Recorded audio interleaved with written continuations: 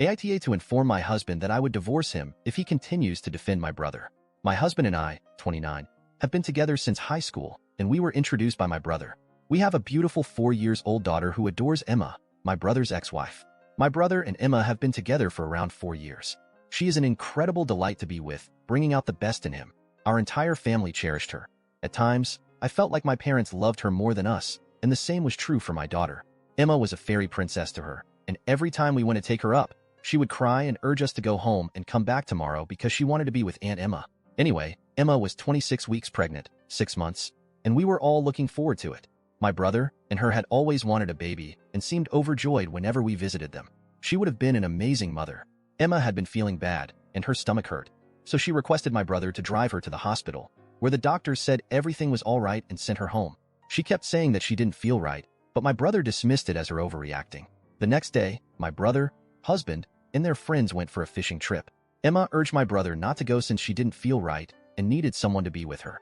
My amazing brother became mad, telling her to quit overreacting, that everything isn't about her, and that he needed some alone time. Well, he turned off his phone and proceeded on the trip. Emma called me crying and asked if I could come over because her stomach hurts. By the time I arrived, she was half conscious on a bloody floor. Rushed her to the hospital. The hospital told they required her husband's signature to carry out the operation. There was a lot of bickering.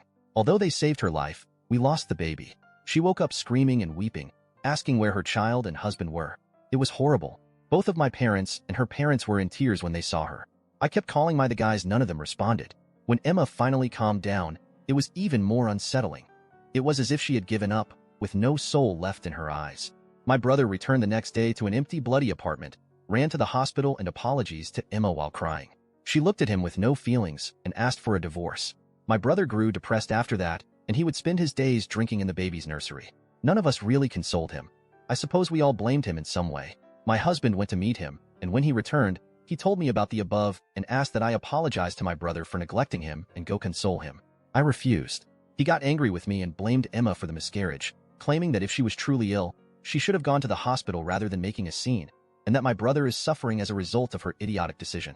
He kept defending my brother, stating that it wasn't his fault that he wanted some alone time before the baby, and so on. I couldn't take it any longer, so I told him that if he kept defending, I would divorce him. I took my daughter and left for my parents' home. It's been 2 days, and neither of us has tried talking. I'm not sure if I behaved like an H, and recalling all he said, I believe I should at least console my brother. I suppose I wanted opinions? Edit. Prior to performing any life-threatening surgery, the hospital requires the patient to sign a waiver. These paperwork can be signed by the patient or their family. Because Emma was not conscious enough, they required her husband's signature. I was alone and confused, and it was a lot. The hospital agreed after much discussion, but it really caused a lot of unnecessary delay. Info. It was a one-night trip, and they traveled to a cabin where they claimed there was no cell service. They did not think that there would be no network.